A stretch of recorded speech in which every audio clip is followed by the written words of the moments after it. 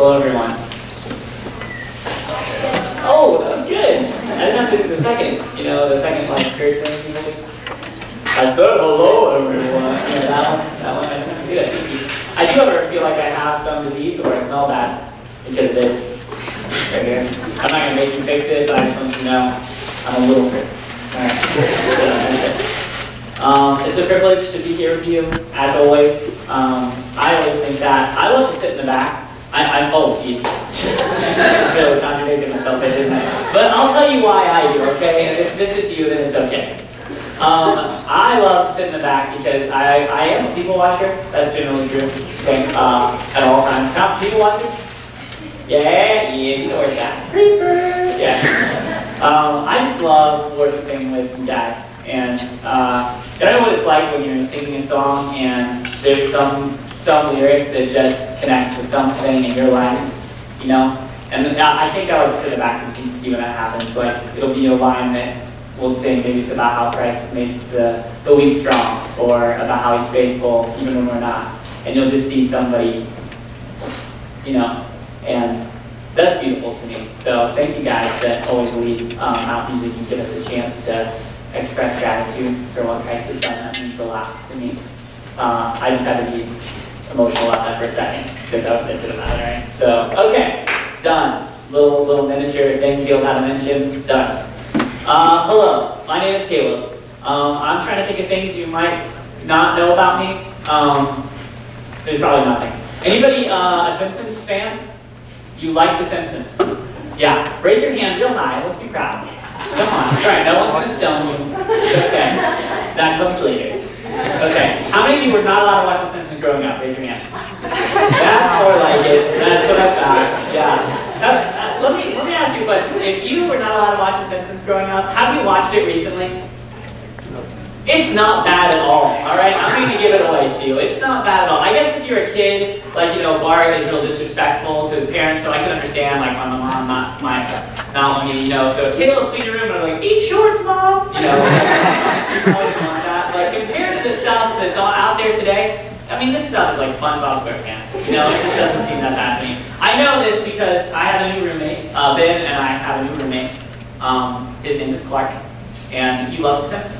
So he's got all of them on DVD, which I've never really met a person who had all the Simpsons on DVD. And he does, and I respect that. So he loves them, so I've started to watch.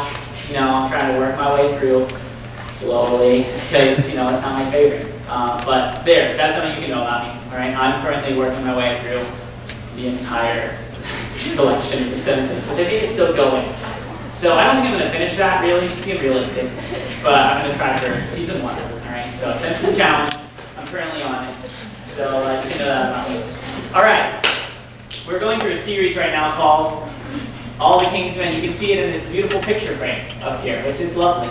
It looks really good. So the series is something like this, that, you know, I think, right, I'd say it comes from a nursery rhyme, but the concept being that if we are part of the kingdom, if we're following Christ as our king, then we are his, you know, we are his people, and we're going to be about his agenda. Okay, so basically, to break that down, we're talking kind of how to carry out, if you will, the Great Commission that Jesus, you know, challenged us to go into all the world and make disciples, you know, to make followers of him. In a book called A Letter, really, that Paul, this guy, wrote to a church in a place called Corinth, which we're going to be looking at one of those today. He described it as we are going to be ambassadors for Christ. So that Christ is on this mission to reconcile the world back to God, to bring us back to a good relationship with God. And he did that through his cross. Now, if we're going to follow Christ, we are ambassadors of the message, asking people to be reconciled back to God. So this series is kind of, how do we do that? You know, what does that look like? So if you are a believer struggling with that question, I think these next few weeks are going to be really great. I hope tonight is really helpful for you and practical. As a side note, everybody have their bulletin. I have to do it, I'm sorry. You know there are notes on there. And I want you to know, if you know me, I've never done notes for a sermon in my whole life, ever. And tonight, I did them. Now, I'm not asking for that. But I'll know that if I wouldn't have stopped you, you all would have clapped, right? So anyways, I I really hope you follow along because it takes a tremendous amount of effort for me to be organized, sort of on time to give the notes to someone, even though I was late. But we got it, all right? So you should follow along. All right, so if you are not a believer, then, or you don't consider yourself a Christian, or you're not sure about this whole Christianity thing, then I know that sometimes the topic of like proselytizing or evangelizing can seem like something that you may not be all about because you know, it might seem like you're trying to take your beliefs and change somebody based on those. Or even worse, you may be able to cite places where people in the name of Christianity have gone out to do this and destroyed cultures, you know, entirely. So let me just state for a moment that when it comes to changing people, I personally in my life have witnessed people who are selfish to the core become self-giving people. You know, I've seen in my own personal life families who were on really the brink of destruction be transformed and be whole again. You know, I've seen addictions broken, and I'm not talking about small little addictions either. And I have seen lives change. So if we're about changing lives because of the gospel, I'm not going to defend against that. I would say absolutely, absolutely we are. When it comes to the destroying cultures thing, that's a real objection. That is carried out in history. It wouldn't take a lot of research to figure that out. But I hope that tonight, when we look at kind of this, when we look at Scripture, you know, this kind of core document for us, I hope you realize that that's not at all what the mission of Christ is about. But actually to bring cultures, I think, to their fullest. So bear with me, and hopefully if your objection to that, then I would just argue maybe just give it a chance and we'll see what it actually says, and maybe not pay attention to so much of what some people have done. Okay. All right, with that being said, we're going to be in 1 Corinthians chapter 9 tonight. So if you have your Bible, you can look it up. If you don't, I have the words up there through my lovely friend Kristen, who is so patient with me when it comes to putting graphics up. So thank you. As you turn there, I'm going to give you just a little bit of context for the passage. Okay, so it's important anytime you study a text, you know, to understand the context of the text, because oftentimes they can be, you know, people can take one verse and twist it out of meaning, and that's no good. So I want you to know what's been happening before we dive into this passage.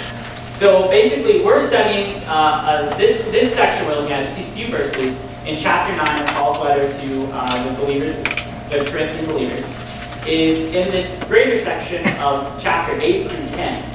And what these chapters have to do with is meat, which is funny, but true. Okay, a lot of the topic of conversation is on eating meat, which I can relate with. I personally am not a vegetarian, but I pretend like I am, and often call myself one.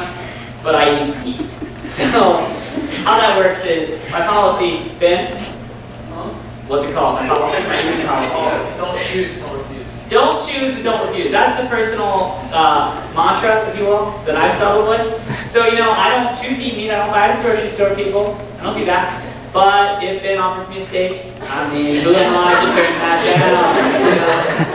So I'll always be like, Ben, wow, the chicken looks pretty good you're cooking. You'd be like, you want some? I can't refuse. I'm in the line at Chipotle. What kind of meat do you want? Do you want chicken? I guess. That's my policy. But whether it's ethical or not to kill animals, that's not really the situation that we're dealing with in 8 through 10. Really what's happening is that there were believers who used to be basically involved in like pagan idol worship, okay? And in this culture, they would sacrifice meat to the gods, and they would eat it. And eating was a way of kind of worshiping those gods, okay? But after the church, you know, after Paul came in and believers started to happen, you know, a church happened, some of the believers who were calling weaker in conscience, they couldn't separate eating meat with worshiping this God. So to them, it was really like committing idolatry to God, like following other gods. They just couldn't eat meat and not partake in the idea of worship. But other Christians in this area, they had, we'll call them a stronger conscience, and they knew, you know what, I can eat this, and it doesn't mean I'm worshiping other gods. I know that those gods aren't real. So, you know, why shouldn't I be able to eat meat? And so there kind of rose this controversy. Basically, the moral of the story is Paul writes them this little section between 8 and 10 to say, hey, some of you, are you wiser? Do you have knowledge? Yes. Do you have knowledge that you can eat meat and not sin? Yes. Are you free? Do you have the freedom to eat meat? Yes. But when you eat meat, is it making these weaker brothers and sisters stumble? They see you eating meat and they think it's okay, and then they fall into this old pattern, this old lifestyle that was corrupting them.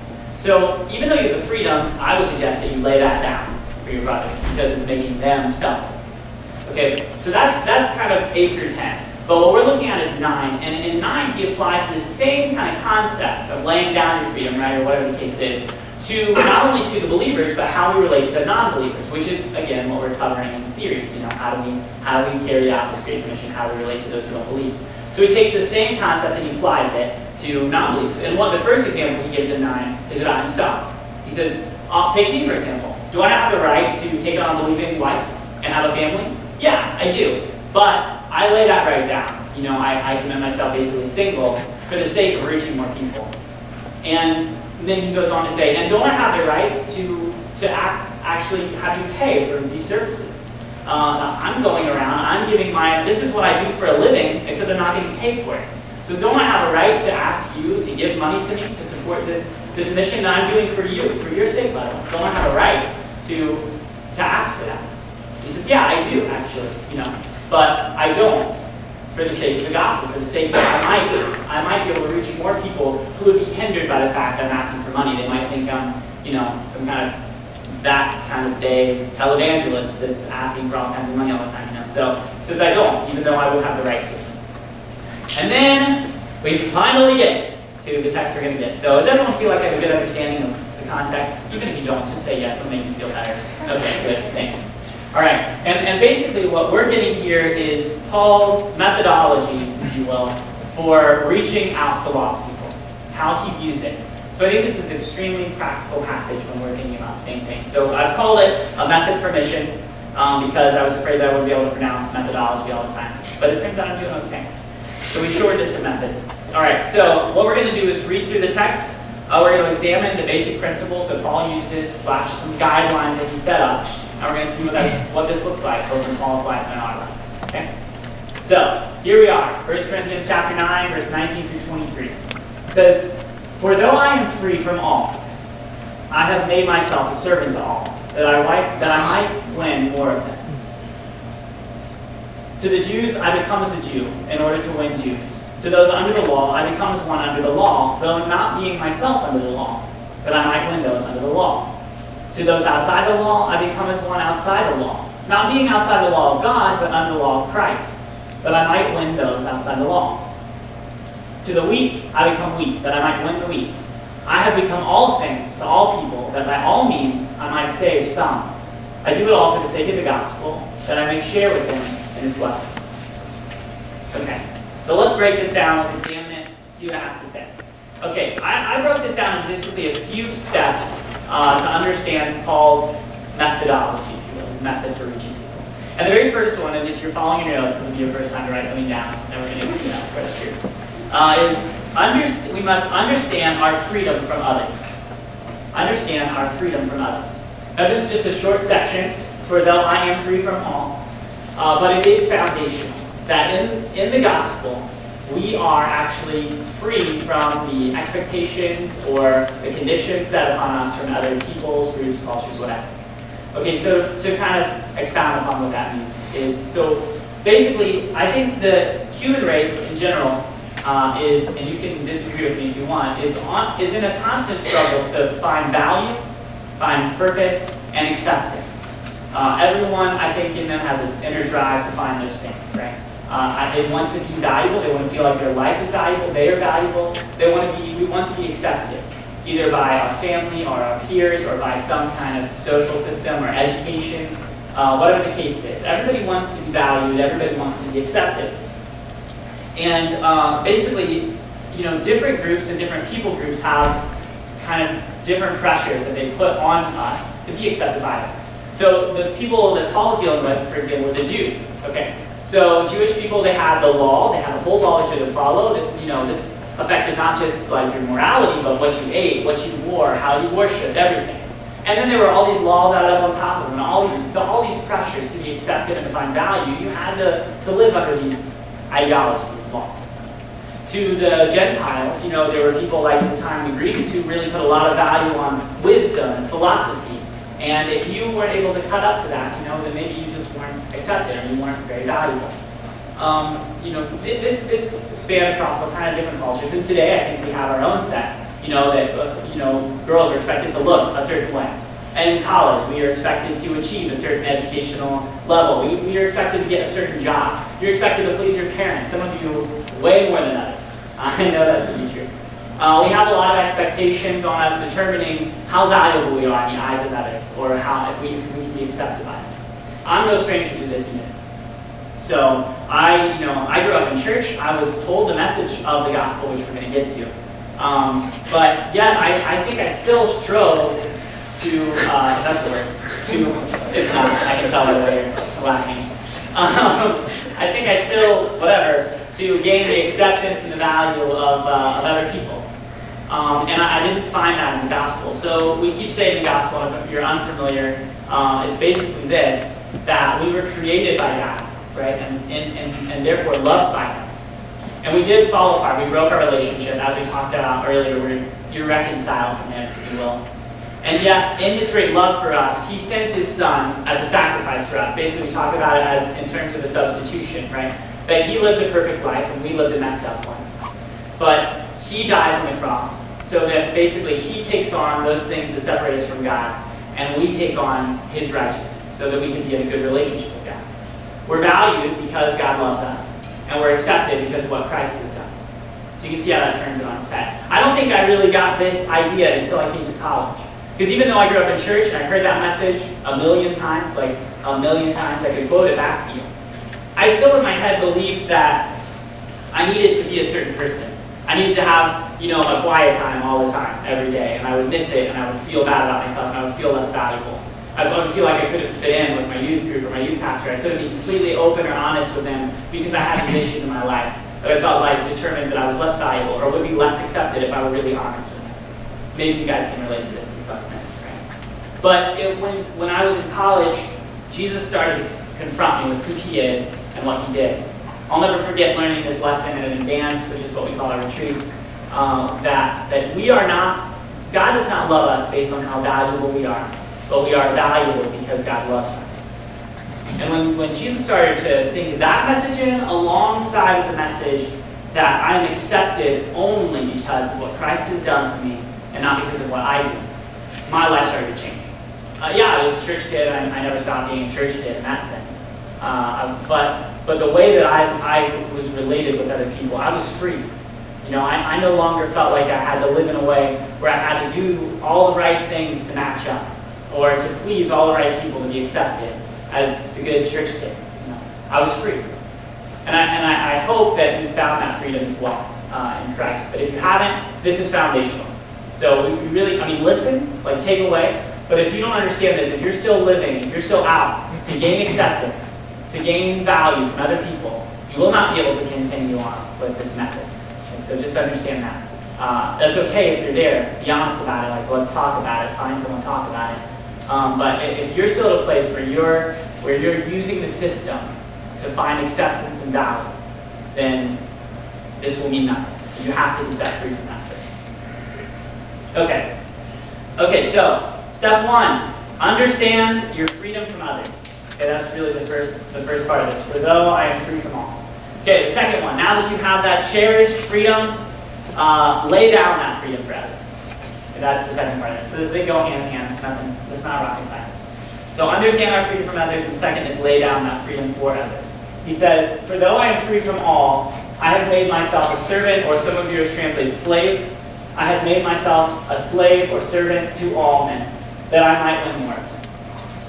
So first, we understand this freedom, and then second, we lay this down. This is not a brand new concept, right? So Paul talks about this in other places. Right? Can you put up Galatians 5:13 for me? In another letter he wrote, he says, for you are called to freedom, brothers. Only do not use your freedom as an opportunity to live life for your own desires, but through love, serve one another. So now that we have this radical freedom, we are to give it, to lay it down for other people, both for the body, for the other believers, and definitely for non-believers out in the world. This verse always makes me laugh. This is really distracting from the message, but I'm going to do it anyway. I'm sorry. But I always laugh at this verse because we had, at Super Summer, which is this church camp that I grew up going to, and still go to, when you're a junior, you're into a school called Yellow School, and the theme is always service. So you learn like about how Jesus washed the disciples' feet. You learn about what it means to be a servant. You're like, I'm going to change the world, be a servant.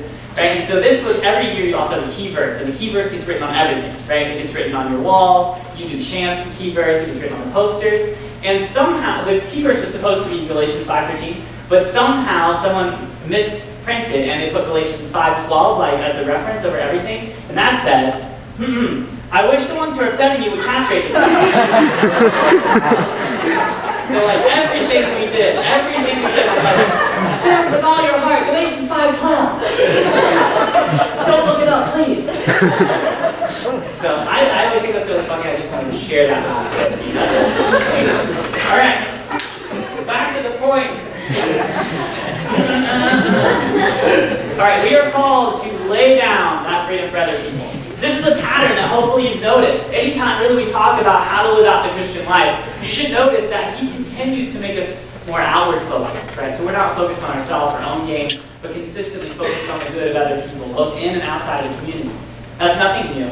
And hopefully not only you've noticed that in the sermons or the house studies that you're part of, hopefully you've noticed that transformation in your own life. I've talked to so many of you who say that, that as I've walked with the Lord, I've just noticed this thing that isn't me, but that He's doing in me, where suddenly I start to care about other people. I ask how their day was, and I mean it. It's so weird. I actually want to know. So this is something that Christ does in us. That's what God intended for us, to be outward focused. So this shouldn't give you an idea. But how do we do this? What does this look like? He really gives us a two-step for this. Okay, so this is your A and B. But what I would say is the first thing we need to do is understand the people around you. So you need to understand the people around you, understand the culture around you. We'll start with that one before I go on. Okay, so this includes like individual people, understanding them. This includes people group or cultures as a whole. We need to be able to understand them. Okay? So what this looks like, what practically, I would say, like if you're only friends with Christians, like those are your only friends, you're not close with anybody who isn't a Christian, then that's a good place to start. Just for your own sake, like make friends with people who are different than you. If you want to understand what other people feel or think, be friends with them. That would be probably the first thing I would say that looks like is building relationships with people around us, right? So if we're trying to understand the culture at Ohio State, what it might look like for the non-believers here. Are you friends with non-believers? Is that a part of your life? This is who Jesus was. He was friends with all the wrong people, quote unquote. So do you hang out with people who are different than you? I would say that would be a really great place to start. I think another thing we can do is really just be students of the culture. So this is something that we'll get to about how I firmly believe that Paul did this. But we should constantly be examining the culture. I mean all things about that. The music people listen to, what people wear, whatever. If there's something you're interested in, that's helpful. But even if not, I think we should understand the ideas and the hopes and the dreams and even the seemingly meaningless stuff about the culture. We should be students of it and not just critique it. Although I think we're called to do that too. There are going to be things in culture that oppose, I think, what God intends for us. And so we need to be able to discern that. But also, it's not so bad to appreciate it either. Turns out, I like Mumford & Sons. And it turns out, I really like Fish. I do. I like the band Fish, okay? So sometimes, I think in general, it's good to appreciate it, And you'll learn that, when you make a new connection, oftentimes it opens up a whole new realm of people you can connect with. I normally wouldn't be able to make friends with people who listen to Fish. But I gotta tell you something. When people come through my drive-thru and they're like, oh, that's a stoner. It's like, let's talk about Fish, we can be friends! Because almost guaranteed we can. So I would say, understand and appreciate things. Make friends with people who aren't believers.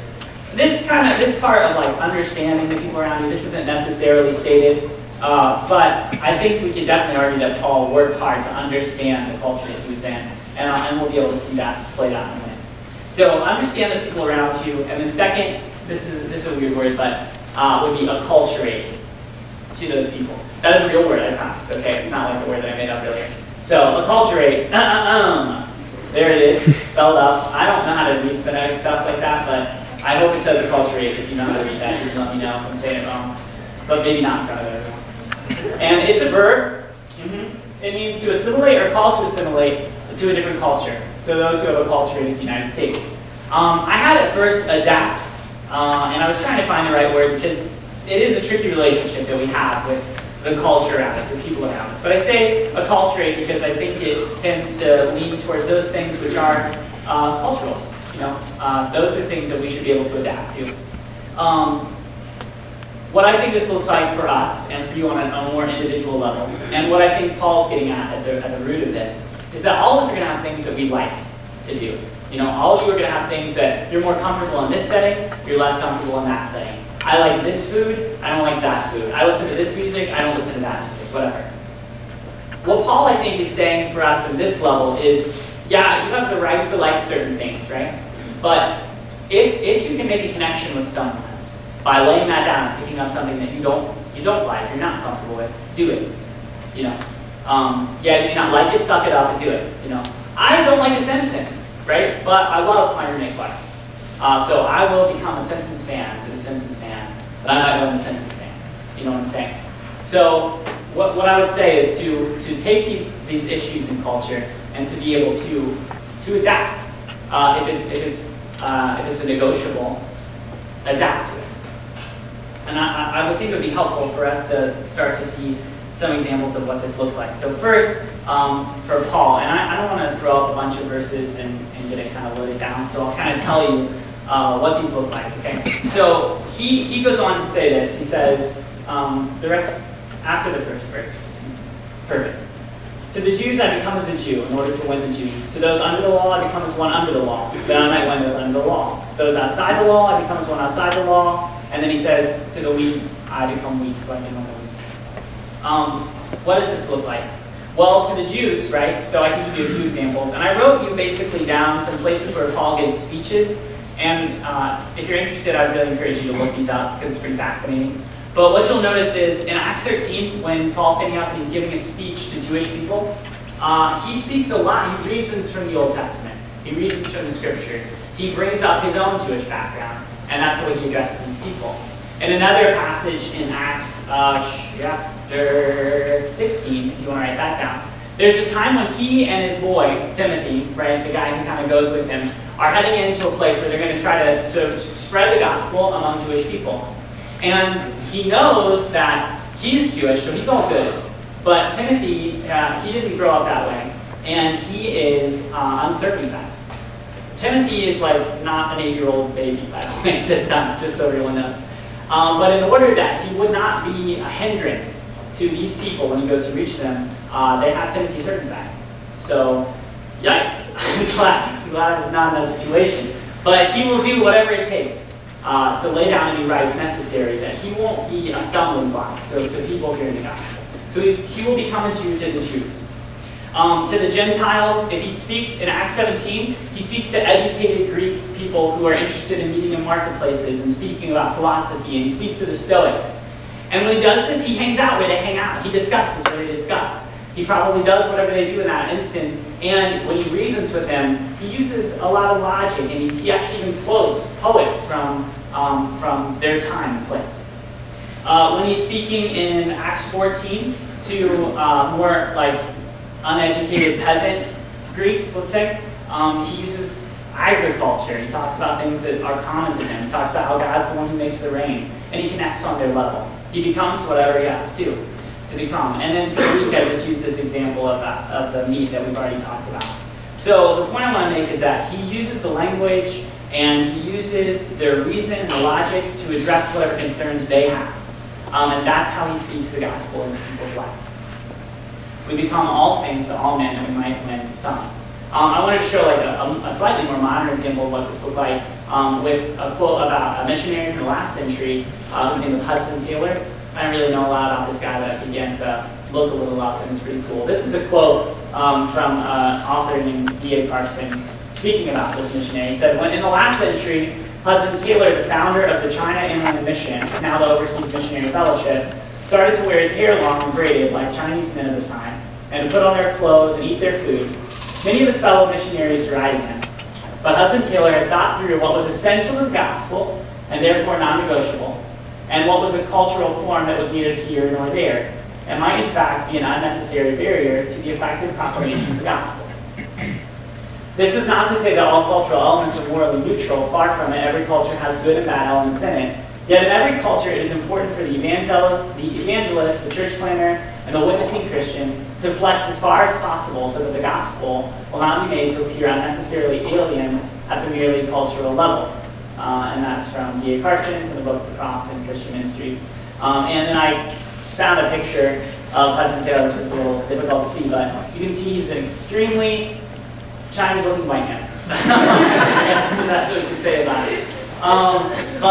You know, he took that, this is the way he translated this, is, you know, the way that I eat, the way that I dress, the way that I act is a hindrance to me being able to form friendships, relationships, and therefore communicate the gospel to these people. So I will change whatever I have to do. To the Chinese, I will become Chinese so that I may reach the Chinese. So this still plays itself out today, and I think is important for us. So some possible objections that you may have is, again, this may seem like, at best, insincere and at worst, manipulative. But I would like to encourage you that, you know, if for those of us who believe in the gospel, we believe this is the hope for human race. So I think we would be insincere or worse, manipulative if we didn't give it our all to be able to share this kind of life that we have found such joy in. And then another objection might be that it seems like we're trying to, you know, maybe adapt too much, or shouldn't the church just be culturalist? You know, shouldn't the church not need to adapt to one thing or another? Shouldn't we just be the Word? And I'd like to say that it may be impossible to be culturalist, and I wouldn't want us to forget that. This church here is made up of mostly people who grew up in like suburban Ohio, probably, if I had to imagine. Not everybody. Most of us experience the same kind of socioeconomic conditions. Most of us are the same race. So to think that we're not a certain culture just by the way that we meet would be a mistaken thinking already. I don't think that you can be culturalist. Okay? And I can give you an example of this too. There's a church where I grew up. I don't want to use names, even though you probably wouldn't look it up and no one's ever heard of my hometown anyways, but it's never been.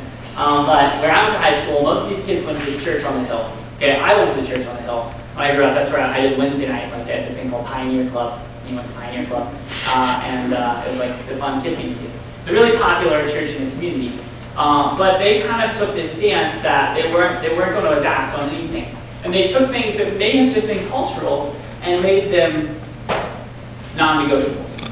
When I think they were just cultural. For example, the version of the Bible that you read, you know, it needed to be this version, or it wasn't right. The clothes that you wore, it needed to look this way, or it wasn't right. And they began to, and although I think they would have said, we're not trying to create a culture, a sub-Christian culture, we're just trying to be away from the culture. But in the way that they were doing that, they alienated themselves by creating this antagonistic culture. To the point where I know that half of the church broke down because the pastor went on a giant rant when the kids showed up in flip-flops.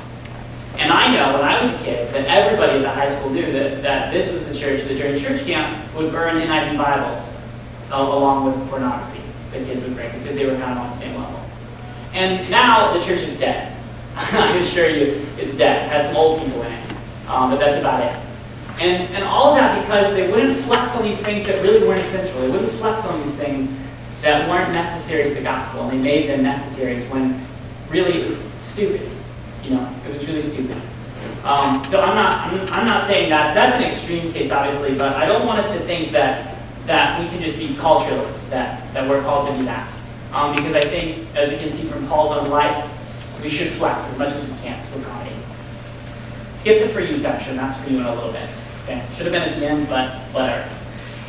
The very last thing I want to do is, as we talk about this, obviously some of you guys are ringing up some objections in your head. And there are reasonable objections to make. So I want to cover two quick potential errors that we can make when we're leaning towards this type of thinking of being all things to all men. So the very first one is, if you can go back to the big chunk of passage, Kristen.